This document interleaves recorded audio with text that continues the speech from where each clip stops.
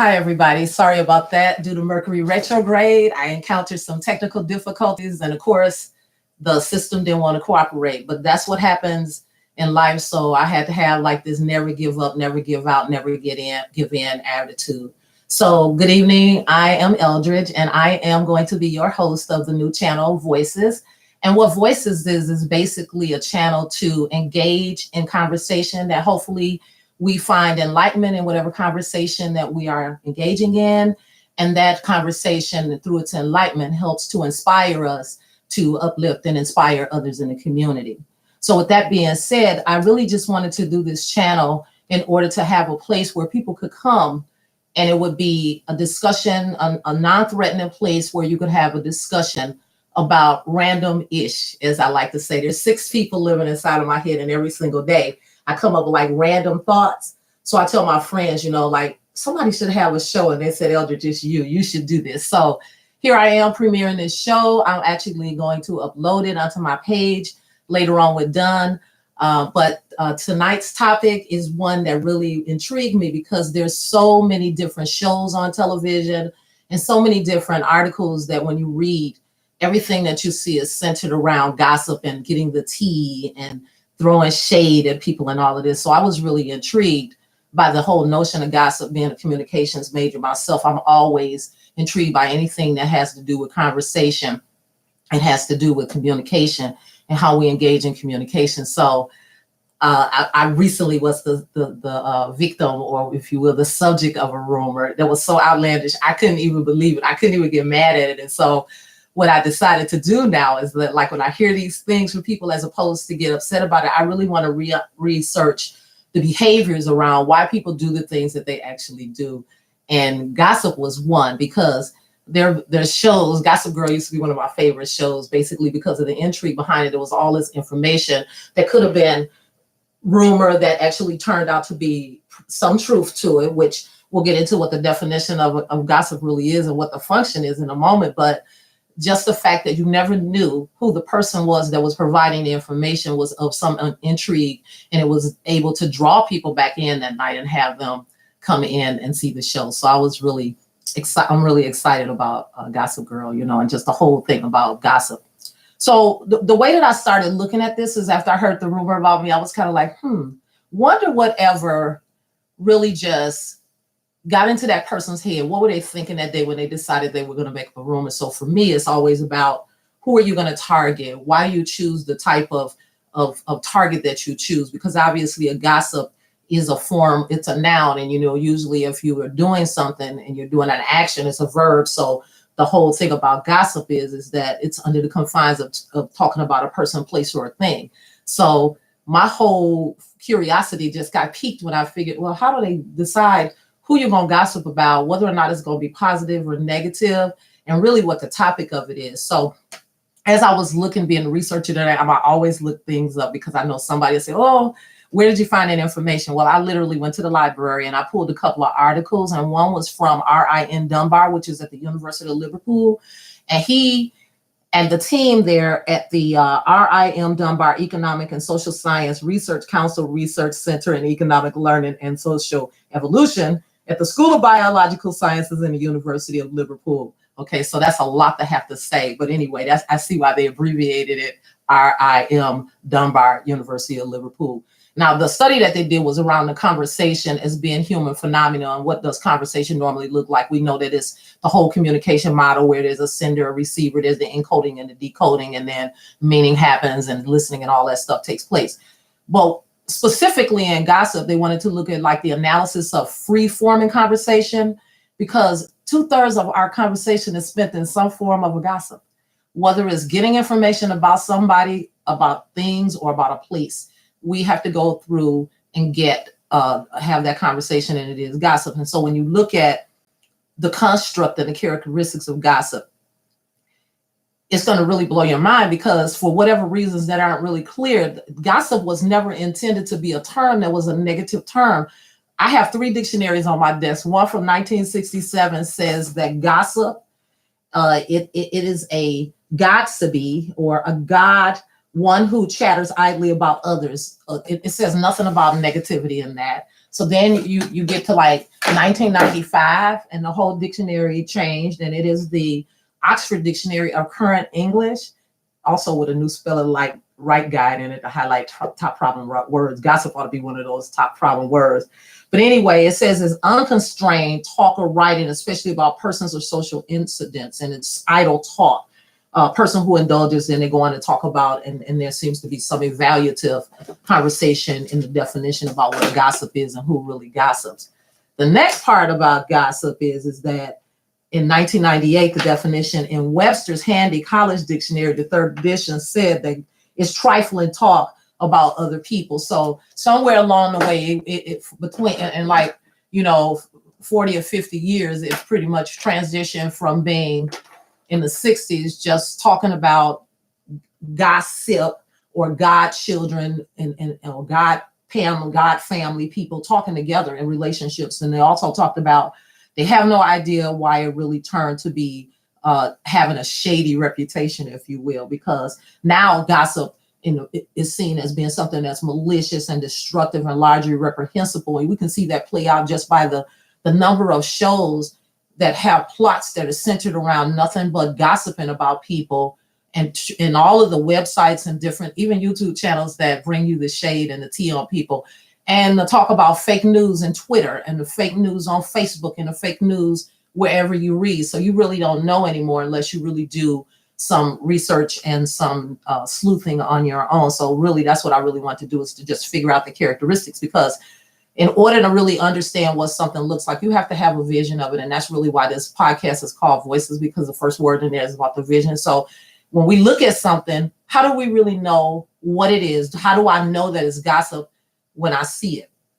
Well, first of all, thinking about the way in which gossip is carried out now, if you just specifically look at the characteristics now, it is a language phenomenon in and of itself now. It's a whole genre in and of itself. Gossip shows that we look at, the way that we handle gossip, the way that we talk, even when it's not supposed to be the function of negativity. And then they talk about the functions of gossip being as diverse as the disciplines that are engaged in the study. So whether it's sociology, looking at it, it can talk about gossip from a behavioral, you look at it from psychology, from a psychological perspective, from communication, which is a perspective that I look at. I look at how the behaviors are enacted and how do we know that we're seeing gossip and maybe engaging in gossip. So what is it that we see?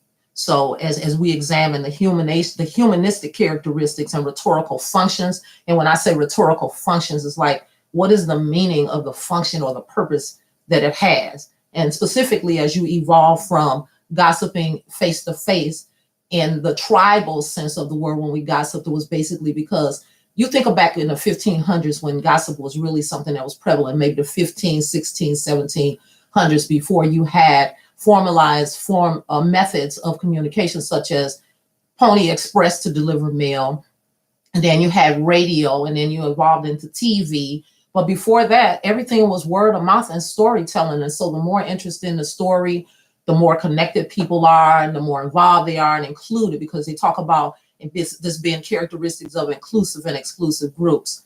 So as you look at gossip in and of itself, pretty much what gossip's function is to carry information in tribes as tribes got larger and they expanded out across whatever areas they were living in times when we didn't have mediated devices or human intervention to help us with delivering information that was critical to the group. And it was usually about the social construct or the state of the group itself. So how are we functioning as whatever society we're living in and whatever time we're in at that time? The way to tell us how we were being or how we were doing was through the person telling somebody else, and then they passed it on. And it's usually at least 2 or 3 people in that group. So the things that we talk about when we talk about the characteristics of gossip, what are they as far as when you look at how gossip is meaning gossip, and it is? Because it's uttered, it's language form. It's always going to be somebody talking about someone. It's not going to be silence. It's not going to be pure language. And it's not going to be solely nonverbal communication, although you're going to glean things by the way the person's nonverbal communication lines up with whatever gossip target they're talking about, whatever the subject is, and then whatever their values are or attitude is going to be displayed in the way that they're talking about that particular person, the evaluative structure that they use. So pretty much, like I said, gossip was used to reinforce group norms. So if something was happening as far as like a custom, you definitely don't want to commit a social violation, because with the law of communication, where man lives to communicate, the fact that we live and that we would die without having some form of human contact, it tells you how important it is for us to interact with people, especially on that verbal face-to-face. And even now, verbally face-to-face when we do it, even if we have mediated devices such as the one we're using here tonight. Talking about it used to force a group norm. So what's the meaning of good and bad in situational context? So if a person is married and they get divorced, people will talk about that. If you are a widow or a widower, people will have constructs and they'll evaluate when a person should get married, when they should date. So all of these different types of cultural norms around anything that you want to evaluate, it'll come out in the form of gossip, and the person's values, their attitudes and beliefs about that particular subject is going to be evident about the way that they evaluate the particular subject of the gossip that they're involved in. So as the tribes grew, they had to share information through storytelling. So what are the behaviors that we would look at so that somebody was coming to me just talking to me versus gossiping about somebody? Because you might be coming to me talking to me about some random-ish, like how to tie shoes, or how to put gas in a new vehicle, or you might, whatever it is, and it may not be evaluative, but it just may be information that you want to share to me. It's always going to be social in nature. When you look at gossip, it's always going to be at least two people. Because the way that gossip works is it's just like a secret. You have so much information that it's too much for you to keep, but really it's too much for two people. Even though you do share with that other person, it really is too much for two, because as soon as you share with the other person, you know what's going to happen with that particular piece of information that you shared. The second thing is that if you think about gossiping, it's always in the recollection of storytelling of past events. Someone is going back in their mind, and they have a vision as to the events that transpired, who said what to whom, and how the other person reacted. And then it goes on from there, and it's back and back. And at some point, before the person even starts to talk about it, they've already formulated in their mind whether it's going to be a negative or a positive story. Because when you engage in gossip, you already have a motive for what it is that you're going to do and what you're going to say. And whether that motive is negative or positive is going to be up to something that happened. And I remember there was a song by a group called the Timex Social Club. If you ever have time, just go in and listen to it. It's called Rumors. And it said that, how do rumors get started? Get started by jealous people when they get mad about something that somebody said and that somebody else has told them. So go in and listen to the song. It's quite amusing, because the one thing about it is that the author of the song and the singer painted as if women are the only ones gossiping out here, and I beg to differ on that. That's another whole show, y'all. So, all right. So the reconstruction of storytelling, whether it's a positive or a negative storytelling, and it's going to provide some type of information at some point. The subject of the gossip is not going to be present. That person is going to be absent. Their ears might be ringing. Their eyes might be burning. All of that because of the fact that they know somebody is talking. You don't know how you sitting there and you say, oh, somebody is talking about me. I just know somebody is talking about me. I wonder what they're saying. Well, if walls could talk, and if you only knew, you may not be happy. So sometimes it's just good to let sleeping dogs lie. Of course, though, the way that gossip works, it's usually a boomerang effect, or a circle, really, because it starts with one person, the next thing you know, it's back around to you, and you got all the information. You didn't even have to be there. So I guess the whole protocol for the subject of the gossip to be absent is okay. And then now the next piece, number 4, is that gossip is evaluative. You're always talking about, it's either going to be in that dialectic, negative or positive. I like it, I don't like it, because we all know on our net promoter scores in life that in the middle round, 4, 5, and 6, and 7 get nothing. People are only looking at 1s, 2s, really the 9s and the 10s. And these days they're looking at 9s and 10s. So no one really looks at 4, 5, 6, and 7. They're just meaningless entities. Informal. when you talk about it, it's just this conversation, and people will talk about the grapevine, the rumor mill. You'll ask for confirmation. Sometimes you ask for validation. You say, well, who told you? Oh, I heard about it. I don't remember who told me, but girl, a dude, it's true. I know for a fact, but you really don't remember who and how you obtained information, but you got facts. Okay, that's what really slays me about it. You got facts. You know everything. I'm cracking up over there. It's an inclusionary or exclusionary conversation. And what I mean by that is always going to be inclusive of something about somebody, or you're going to be doing it to exclude somebody. So when they talk about bullying, usually is to change your status in the group. You go and you tell somebody something negative. So the motive then becomes apparent, because now you're elevating your status, especially if, like, I remember like the cheerleaders and the pom-pom girls was notorious for this. You know, they always wanted to talk about certain girls. And so everybody wanted to be with the cheerleaders or the pom-pom girls because it was an exclusive group. Most of them dated football players, or they dated seniors, you know. So back then, back in the 70s, if you was dating a senior, you was a high schooler, you was a freshman, you was all that and then some. So most of the girls were either dating a senior, a football player, or even better, a senior football player that didn't go to the school that you went to. So your status was really elevated. So a lot of times somebody from another school that knew you, that lived in your neighborhood, would want to come and tell you about what was happening at that school. And they really didn't have any evidence about who did what, but they were really sure. And somebody told them, and it was the truth, and it was the gospel. So now you believed it. And again, talking about the whole exclusionary thing, and it elevated their status maybe within the group, because now this was a person who was on the outside of the group.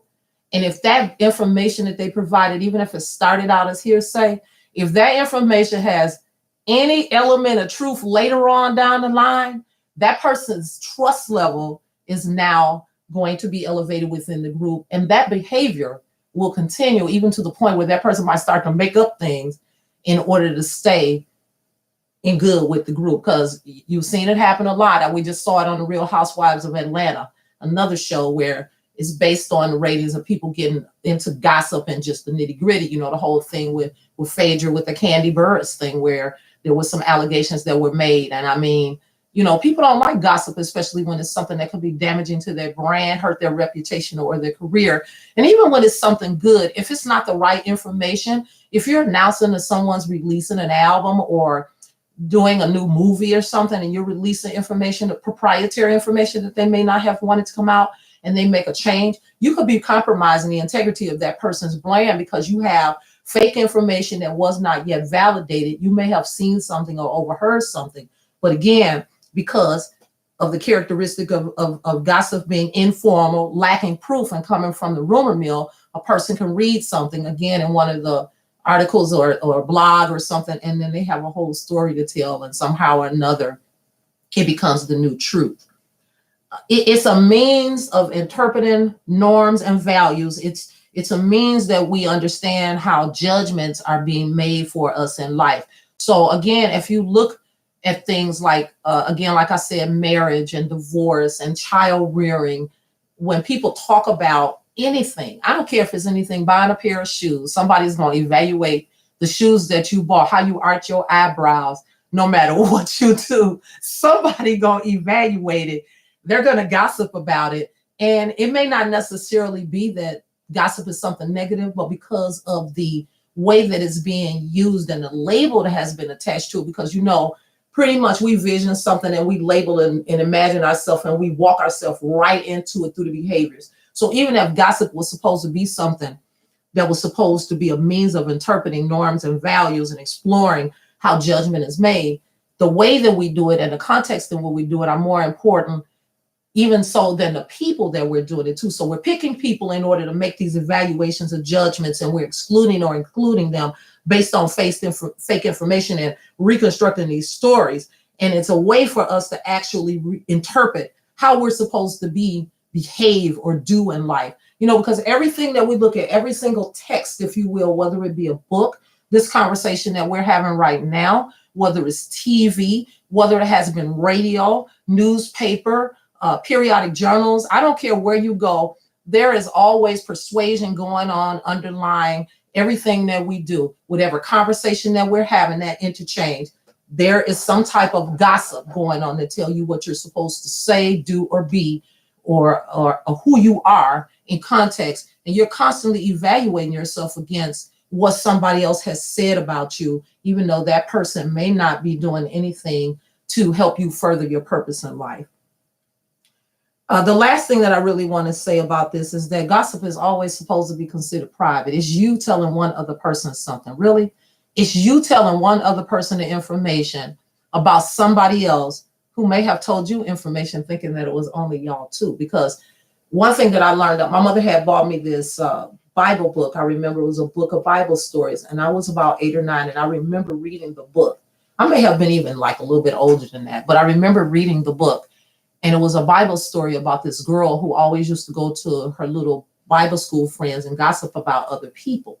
And I remember the moral of the story is that she got around to this one little girl and she was about ready to gossip. And the young lady said to her, you know, I don't really want to hear the stories that you have, because if you're talking negatively and bad about everybody else, how do I know what you're saying about me? I choose not to be involved.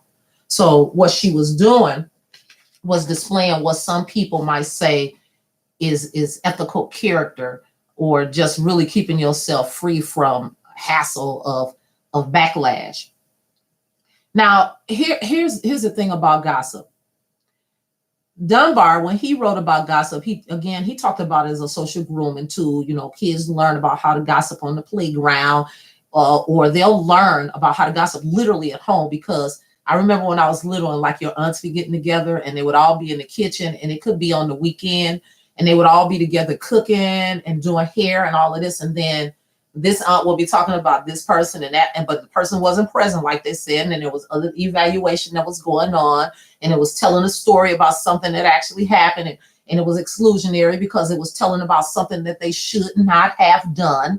So all of it was based on everything that they said, the coalition, where people actually take sides with it. And you see people taking sides, good and bad. And this is where family either bonds together or fall out. This is where friendships either become tight like glue or cement, or they crack under the pressure, you know. So you have to remember that the 8 characteristics of it. Again, it's social. That third party is not there. It's going to be evaluative. It's really informal. It just starts and no one really knows how it starts. Is exclusive or inclusive of somebody. You're figuring out social norms or how not to violate social behavior. Because again, since we live to communicate and we cannot not communicate, we spend our entire life through that 2/3 of conversation that we're having, engaging in dialogue about how not to commit those social violations. So when somebody gives you their opinion about what somebody did or did not do in a certain way, and they're evaluating it, if you want to be a part of that coalition with that person, that clique, that crew, that club, then you will agree with that person. If you don't, then you find yourself a way to remove yourself from the conversation, or eloquently disagree, or sometimes an argument breaks out and then you're no longer friends, and the two part ways forever, understanding that they agree to disagree. So you know, when I went into the Google search, it was ridiculous how many Google articles. I went to YouTube, how many YouTube articles come up just on gossip, and not gossip just alone, but gossip themes. And I mean, I was like, okay. So again, what I really want to take away from this, we talked about what gossip is, you know, what it is. It's a way for us to communicate with people and to understand social norms. So what? What are we going to do with that knowledge now that we understand what it is that it was intended for and how we can use it? So I want to go a little bit back then to Ryan, this guy, Ryan, who wrote, now what he talked about what gossip was as far as the epidictic rhetoric, when he was talking about it in the language of praise and blame. And it struck me because I remember doing an interpretation of a speech in college when I took rhetorical theory, and we were looking at ceremonial speeches. And I remember the speech that Mark Antony was talking about Julius Caesar. And even though they had betrayed Caesar and everybody had cut him every which way but Sunday, he was there praising Caesar in that speech. And it just struck me, you know, when you have the epidictic rhetoric where somebody is going either praising someone or blaming. So it's a very tenuous line to walk, especially when you were part of the plot to take the person out, and then you have to go and give the eulogy where you're praising the person. So I was reading this young lady who wrote a paper, and her name is Ann Hyatt. And she was at I believe it's the University of Colorado. And I was looking at that. And she said that it's the evaluative sharing of information that we really, really cling to. So again, your values show through. And for us wanting to be part of those groups or cliques, our values are all enveloped in all of the things that we talk about, that 2/3 of that dialogue. So really, as we're sitting there thinking about what somebody is saying, the wheels in the back of your mind are already analyzing and evaluating whether you agree with what's being said, whether you thought was good or bad. Because again, you don't live in 4 through 7 land. You're going to live in 1, 2 land where I hate this with a passion, or I'm going to live in 9, 10 land where I love it and I'm recommending that everybody do it. That's how life works. We don't like the other stuff in the middle. We don't evaluate things that way, and we don't tend to like to be evaluated that way. We'll say, well, really be honest with me on a scale of 1 to 10. How was I doing? And if we don't get a 10, boy, it's like the world has ended. You want to roll up and die. So again, your values are going to show through, because it's like your attitude based on how you believe something should actually be, whether the person is doing something to violate or support the norm. If they're supporting the norm that the major clique, the major crew, the major club, the major population actually agrees with, and that person feels that in order to stay included in that group, they're going to agree. It's just like the cheerleaders, the pom-pom girls, even though they may not have the information. If a guy at another school is cheating on you and you figure it out and you find out it is true, even though it started out as a rumor, then there are going to be different opinions about what you should do and how you should either hold on to that relationship, whether you should discard that relationship. Marriage and divorce is the same thing. Somebody does something in a relationship, and a person either decides whether it warrants marriage or whether it warrants divorce. And if you're already in a marriage situation, it's whether or not it's divorce. And sometimes if you're already divorced, it's whether or not we get remarried. So it's that whole thing. All right. So now what? Now that you know what the purpose is and the 8 characteristics of gossip is, let's talk a little bit more about now what are we going to do about it? Since we know that it's the language of praise and blame, we know that when we praise or blame somebody, it's like that urging or the course of action. So I really want people to think about, when you are gossiping about somebody, how you are selecting the person. Why are you selecting that person? Why are you selecting the topic? Why are you selecting the way that you're going to position the conversation in the context of the gossip? Is it going to be an exclusionary type of conversation where you're saying things to disavow or devaluate the person or devalue the person so that you can elevate your status? Or are you doing things to help enlighten someone about something that may be good about someone? You're engaging in that conversation. You are inspiring someone and you're uplifting someone's soul, their spirit, their mind. Because we all have a tendency to just start talking, but I'm going to encourage us that now that we know the behaviors and we can catch ourselves. It's kind of like when you go to the refrigerator at night, you're not even hungry and you just start shopping in the refrigerator. It's like, what are you really, really hungry for? Maybe you just need a hug, or maybe, something else. So hug yourself tonight if that's what you need.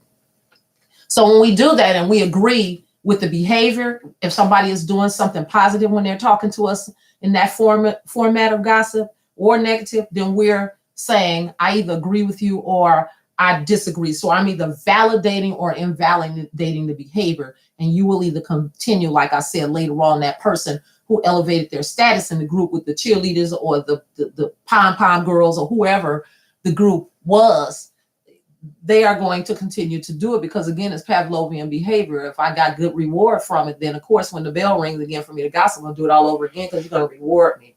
Hello, you're going to do that. And then a person will actually feel like they're doing their due diligence by carrying this information.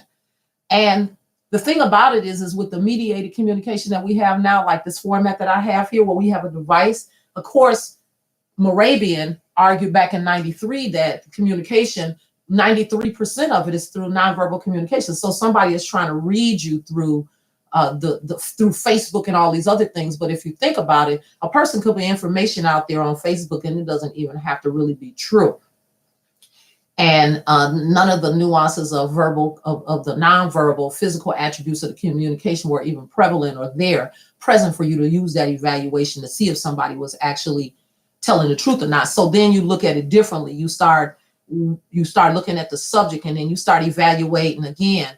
You use that deductive reasoning. You start, well, based on who the person is and their status within your group, or whether how connected they are, if they're your best friend or distant cousin or Uncle Junior or, you know, Chester, or whoever it is, you start to evaluate whether or not you think this stuff is true based on the person, because you start asking the who, what, the when, where's, and all of this kind of stuff. So you engage in that whole evaluative, or the Aristotle, when he talked about forensic discourse, where you're laying out the foundation of how I'm going to know the who, the what, the when. I need to know how the crime was committed. In other words, you know, Perry Mason, they show you the crime and the person is dead at the end, but you never really see. And that's a whole thing, is that they use forensic discourse throughout the whole show in that text to walk you backward so you can see why the person did it. And the person always tells you why they did it. You know, he had all the money and I needed more money and he wasn't paying me right, or she wasn't doing what I needed her to do. So and then Alfred Hitchcock, he always hinted at stuff. And so people sat there and they talked about it. So that whole notion of forensic discourse, of talking about the who, you know, why, what happened. You saw who it was, but you want to know what happened, why, and when. That's like critical. And that's the whole storytelling that gets built out of that, because you can't tell a story if you just say once upon a time there were three little pigs, the end, because the first thing the person is going to say, and then what happened, and then what happened, and then what happened. That's what they really want to know. And then at some point they might say, well, why? You know, why did so-and-so do that? So, and when was that? Girl, who? You know, that kind of thing. So that's how you're going to work through the whole forensic discourse process. And then what happens is now the whole judicial rhetoric stuff, or like the judgment piece, or the language of evaluation, you know, you start comparing what happened in the past, looking at different statutes and laws. And if you're in a family and so-and-so got a whooping last time they did said something, then you want that punishment to fit that person the same way if they were caught gossiping or saying things that they had no business saying, and the repercussions were some type of exclusionary task or some type of punitive behavior. Well, if it looks like it and the person sounded like it and I thought this is what they were doing, then hey, they need to get a licking too, just like I got one. So that's how we're going to justify the punishment or the reward for the behavior or the social violation that was committed. And then as you move the conversation, it goes into the deliberative discourse again. And when I say discourse, it's just deliberative conversation. How are we going to deliberate? Okay, the jury is going back and we're going to make a decision about whether or not this was some good stuff. And how are we going to treat this person in the future based on what we heard about this person? I want this, I want that. They're going to do this, they're going to do that. I'm never going to do this. So it's all those different things. And then towards the conversation, the person reverts back to the epidictic rhetoric, the praise and the blame discussion about why they justified through the judicial rhetoric how they're not going to, or why they're doing what they're going to do. So through the deliberation, it's the end of the conversation that justifies or gives that rationale. Because what do we know now? We know that gossip is a system, that it has laws embedded in it, 8 of them that we know. There's rules around it, that if you violate a norm or you subscribe to a norm, that it gets validated or invalidated. There's a reward and a punishment.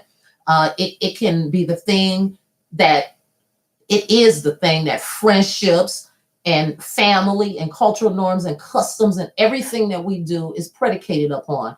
What someone says is good or bad. And it does not matter to me where the source of the information, it's the whole process that we're using to actually go through the step of doing the gossip is why I'm doing this discussion this evening. It's not the action of itself, because it's a good thing if we use it right. I mean, everything, if you back up and look at the vision of what it's supposed to look like, what the outcome is, and what are the options or the opportunities for execution. What are the inputs that you're going to put in to make something look the way it's supposed to look according to that vision? How are you going to communicate that, and what challenges might you run into communicating that vision or getting access to the opportunities or the information. What education do I need? How can I further envelope myself in education, embrace things, information, so that I can be a better service in my community as I engage in gossip rhetoric, gossip norms? Can I choose wisely the right type of gossip to engage in so that I'm engaging in gossip that is enlightening people about the way that they understand the purpose of their life so they can have a better life? Am I doing things? Am I engaging in gossip dialogue? Because it's what we're going to do 2/3 of the day, that inspires people. And finally, if I look at gossip as rhetoric and the whole behavioral notion of it, how can I be of service to my community as I use the process to go forward in life? So I want to end that discussion by just saying that you know what it is. You know we all have done it. You know we learned it at home. We practice it in school. We practice it at work. We practice it everywhere we go. So I want you to think about 3 things the next time that you get ready to say anything about anybody in any context. Before you decide, I want you to ask yourself, is what I'm going to say, is it true? How do I know it's true? Do I have a reliable source? Did I see it, hear it, experience it with my own eyes? How do I know that it's true? The next thing is, the things that I would talk about or the information that I heard, was it kind information? You know, even if it's true, sometimes when things aren't kind, is it really necessary for you then to repeat it? Even if it is something kind, could it just be information that is imparted upon you as wisdom for you to be a better person? It may not be nothing that you need to go and tell somebody. Maybe you don't really need to talk about it. Maybe it's a form of reflection that you could use when you think about the conversation. So I just want to say thank you again for allowing me into your homes today to talk about gossip, and who knew we really need it. And next week, I will have some videos uploaded on some of the hidden figures in the Appleton Fox Cities area that are doing great community work here to uplift our community here. We'll hear from some of our barbers and one of our first ladies here who's also written a book called My Sister's Keeper, Carla Manns, the First Lady of Appleton Sanctuary Outreach Ministry. Her book is I'm My Sister's Keeper. I am my sister's keeper. I am my sister's keeper. So go out and get that book if you haven't already got it. It's a great read, and you'll find her interview uploaded on my site later this week. I also spoke to the proprietors over at Tapers, the alphabet barbers that I like to call them over there, Kay Canaan Davenport, Paris P. Chris, and Michael Wood, Linwood. Those my shout out to 203 North Richmond Tapers Barbershop here in Appleton. And also in the Notero, Bethany Abrahamson, excellent spiritual guide and psychic who has been helping me through some challenging times, and the cards never lie. I was late tonight because we're in Mercury retrograde, and Mercury retrograde impacts communication ability. And I had everything all prepared, and I was ready to go at 8 o'clock. And literally, when I pushed the button at 8 o'clock to go live, it told me that my system went offline. So if you don't believe that there are things in the universe, or the creator of the universe has a purpose in life for you, guess again. You just need to sit back and reflect and think about it. So we discussed again, gossip, is it necessary? Yes, it is. But I want to know what's your frequency about gossip and how it's used, and do you think it's of benefit to you? So I'll see you here next time, next week, Tuesday, where we talk about rituals and habits. Thank you for joining Voices. So again, let yours be heard.